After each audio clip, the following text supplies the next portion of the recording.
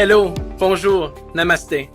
Welcome to the Canada and India show, where we meet the people that make up the vibrant Canada-India relationship. Every week, we interview leaders in their fields to dive into who they are and what drives them. From the arts to trade to human rights, we will discover together how rich and diverse this relationship really is. Hi, I'm Annie Dubé, Canada's Consul General in Mumbai, India, and you're listening to the Canada in India show. Thank you for joining us. Today's discussion touches on human rights, most specifically gender advocacy. We have with us Prageeyaa Khanna, who is a lawyer by profession. Since June 2016, she has been associated with She Says as the Gender Advocacy Director. She has conducted workshops across India with underprivileged children and slum dwellers in schools and workplaces to sensitize people about sexual abuse and violence. Prageeyaa was selected to participate in FemParl, which was organized by Canada's High Commission in Delhi. FemParl brings together passionate female leaders from across a region to learn, network, and be inspired to create a more gender-equal world. From leadership skills to effective advocacy tactics, to networking with local diplomats, nonprofit organizations, and United Nations officials, FemParl is an opportunity for women to learn new skills and build their professional network. Prageeyaa Khanna, thank you so much for joining us on the podcast today. How are you doing? I'm doing very well, Annie. How are you? I'm very good, thank you.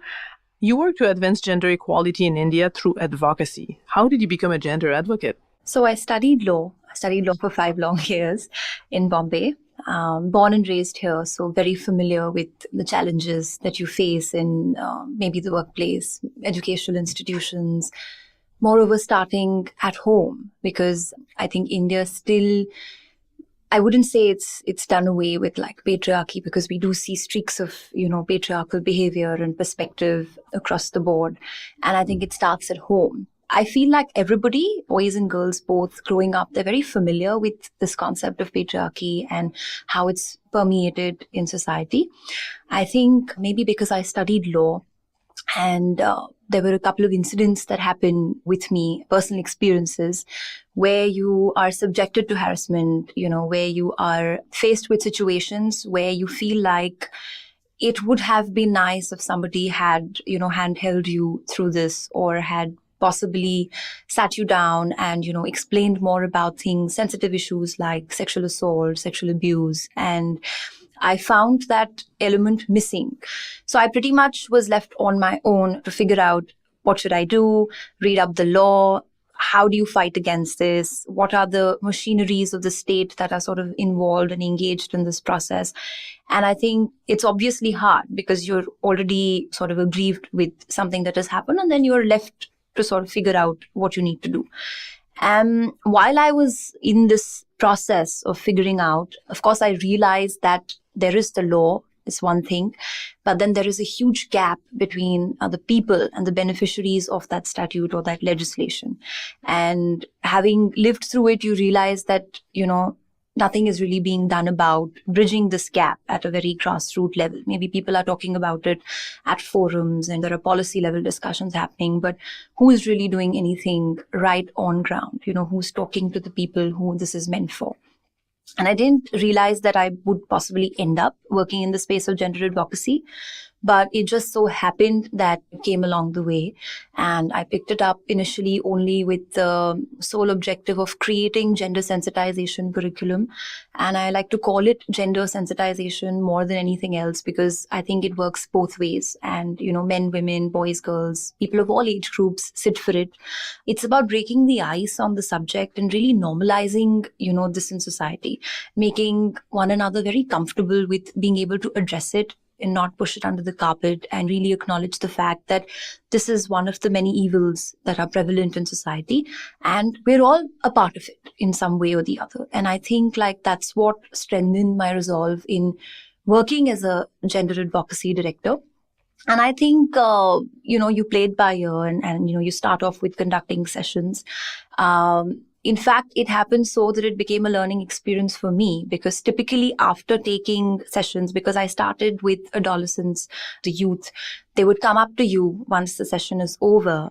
And I could see a lot of girls breaking down and tears sort of rolling down their cheeks as I speak, when I stand there, because I point out some very hard-hitting realities. And then suddenly, in hindsight, you realize that maybe something happened and, it shouldn't have. And when they come and speak to you, you come to know about their struggles, their challenges, and this is across, all age groups. The problem is the same. So I think that's what sort of made me work deeper and deeper into this sector.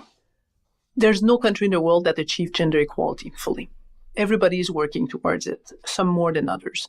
What sets India apart? Why is India a country where there's a lot of work to be done, or how do you see your work evolving here? I think, as I mentioned, we've been patriarchal traditionally, and there has been this oppression against women.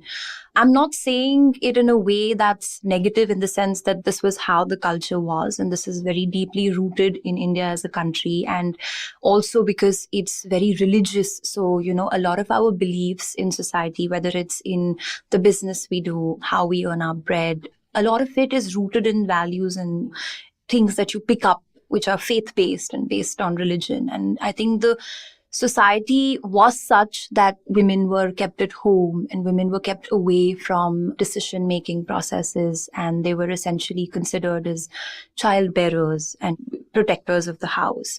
I think over a period of time, it has started changing at a very rapid pace, as one by one in all professions, this whole patriarchal barrier is breaking, and men and women both are involved in the process of breaking this barrier and helping women sort of, come through and really progress. So I think it's very unique.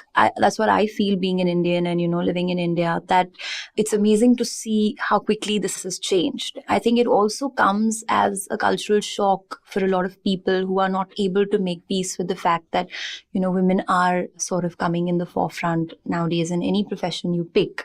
So I think there is work to be done in terms of helping people understand through discussion, through dialogue, because I really believe in the power of dialogue to sort of resolve things. Can you illustrate the type of situation you face when you deliver gender advocacy campaigns? Last year, sometime in October, I went to this small town called Ghum, which is about a few kilometers from Darjeeling, which is in West Bengal in India.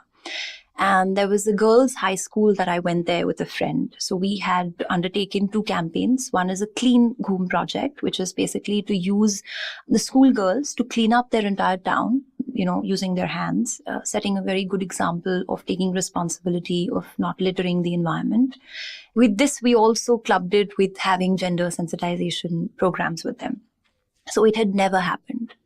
Since the inception of the school for many, many, many years, no one had talked about child sexual abuse. No one had talked about there is a thing like sexual harassment. And it's such a small town that there are about 4 or 5 streets maybe that make up the entire place. And there is one small local police station. So I decided that I'm going to take this session with them. And I started from grade 6 and we did it all the way up to grade 12. Immediately after, the very next day, there were about 20 odd girls who went up to the headmistress and they opened up about, how they've been silently suffering for a very long time. And that had issues like not just harassment, but also child marriage, something that I had read in history textbooks, but I had never really faced in person. And these girls were 13, 14, 15 years of age. Who would imagine that they're studying, they're doing so well. Some of them are bright students in class and all-rounders, and their parents want to get them married off to older men, and they're ready to pay money, like this whole system of dowry that is prevalent in our country. I decided that I'm going to sit in front of their parents and really understand from them what is it that compels them to take these decisions when they know there is a law that criminalizes child marriage. In spite of all of that, what is it that drives them? And a common response is that the girl is a financial burden, which is the antithesis of you wanting to pay an X amount of money to get your child married.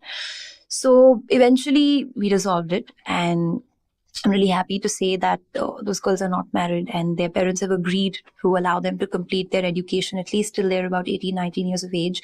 Headmistress of the school played a very, very critical role in staying strong and being involved. The local police station helped us. They got us the contact of a local NGO. So this is how things like collaborative effort come into play. It's about engaging different people at different levels in society because everyone has a role to play in this. I'm happy to see there's movement in raising voices.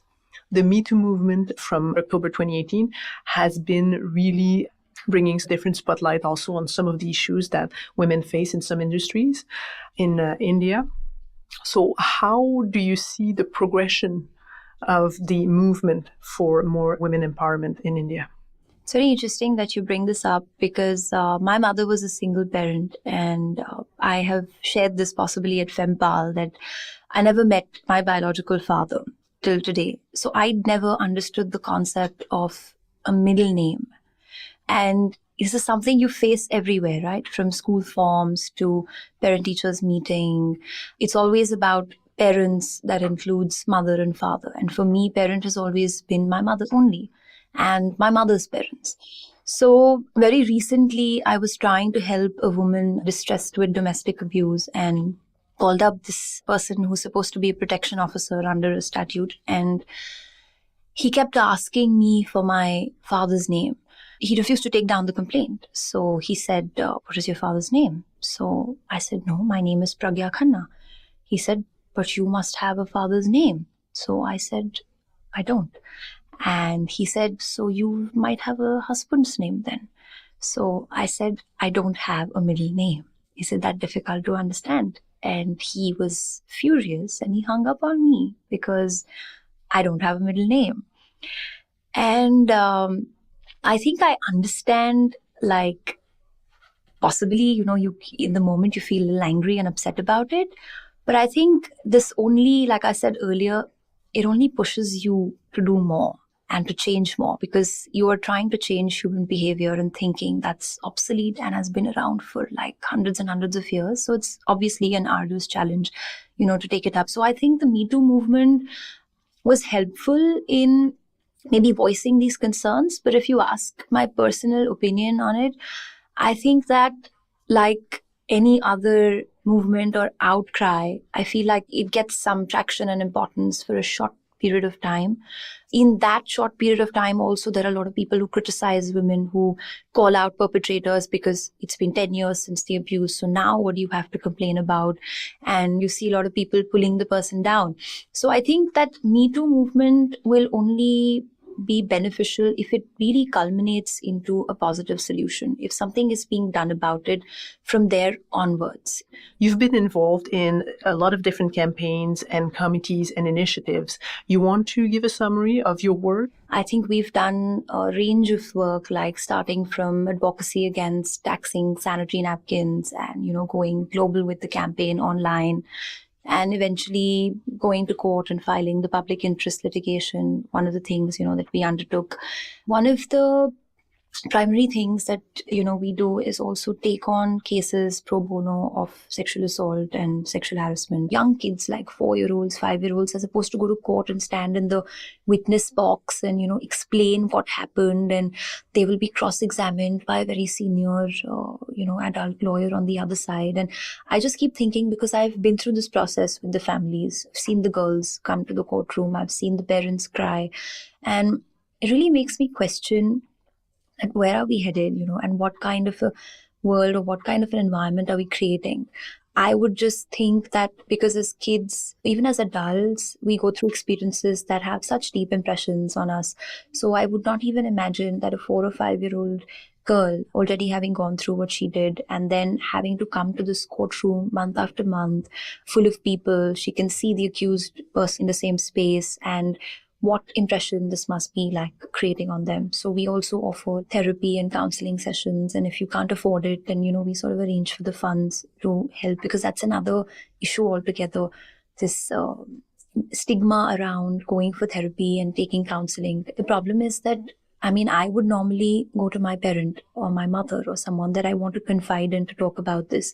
But if it is not being done, then it doesn't help with the trauma. I think it only deepens your trauma and makes it that much more difficult, which is why it's necessary to see a professional or, a therapist and talk about it freely and openly.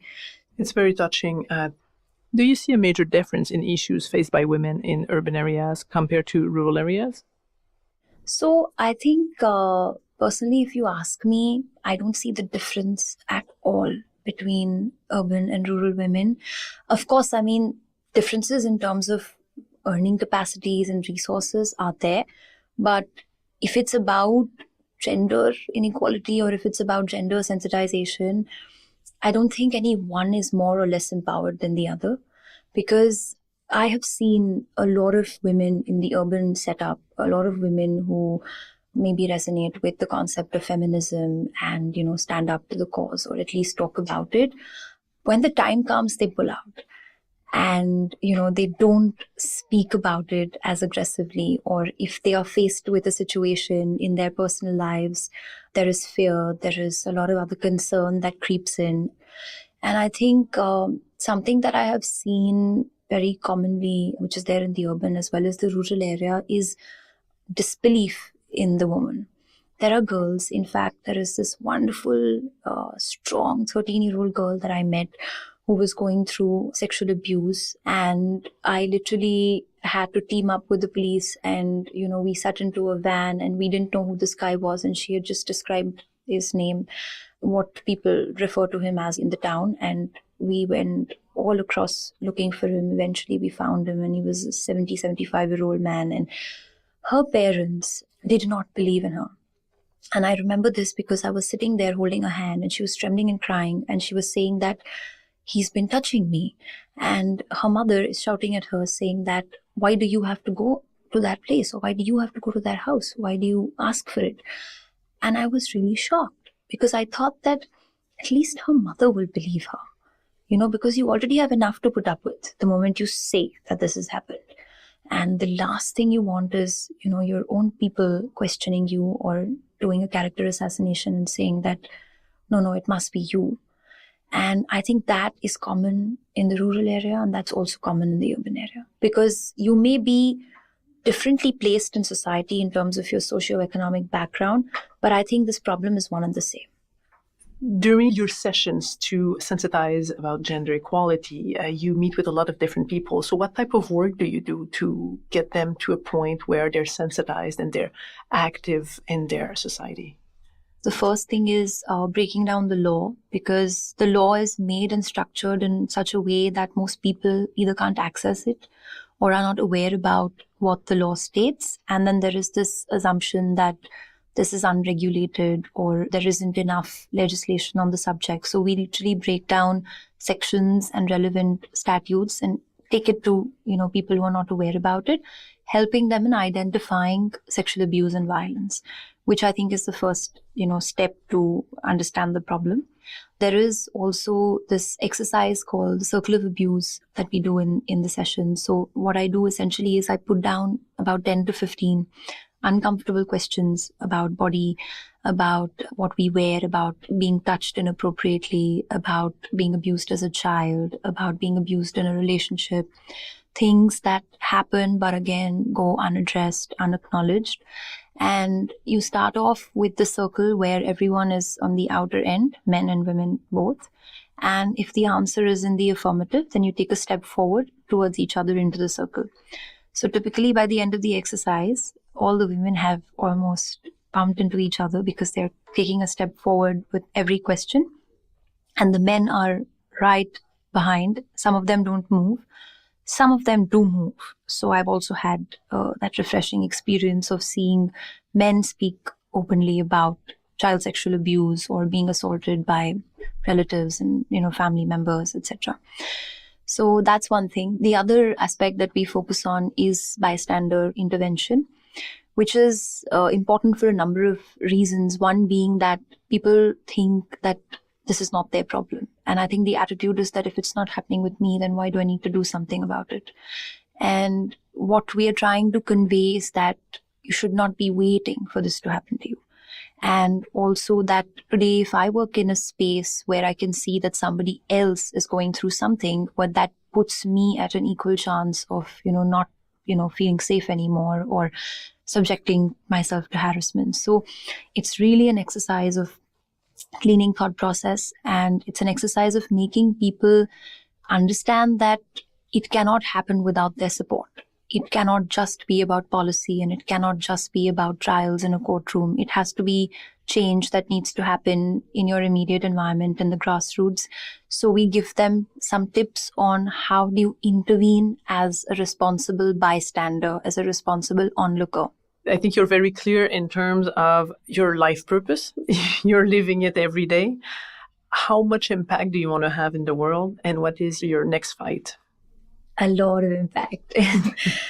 I don't think I planned what I have done. It's just so happened.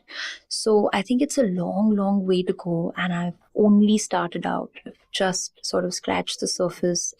But I think what I really wish to do is collaborate. I really believe that if you collaborate with people from different organizations, if you collaborate with people from different backgrounds, different experiences, and I also really wish to work with men also in the space. And I don't want to make anything a women's only problem or a men's only problem, because I think it all boils down to dignity of life and human rights and these things that, we read about. When I leave this world, I want to go with a very big smile on my face, thinking that I want the faces of every life that I have managed to touch or, connect with to sort of flash. So I think that can only happen with daily effort and reaching out to people and just keeping up the spirit within me for myself. That's very important, because there are days where you can feel very, very overwhelmed and bogged down with everything that's happening. So I think advocacy is the way to go. Thank you so much for taking the time to meet with us today. I really appreciate your openness and your examples, and really your life purpose is very touching. So thank you so much. Thank you so much, Annie. That's it for this week. I hope you enjoyed the episode. Don't miss next week's episode, where we discuss with Professor Merrick Gertler, who is currently the president of the University of Toronto. We talk about the university's connections with India and how they keep growing the relationship, one student at a time. We are thrilled that you shared this time with us today. We'd love to hear from you. Connect with us on our social media channels. On Twitter, Facebook, and Instagram, we are at Canada in India. You can listen to all our episodes wherever you get your podcasts, so please do subscribe. Thank you. Merci. Dhanyavad.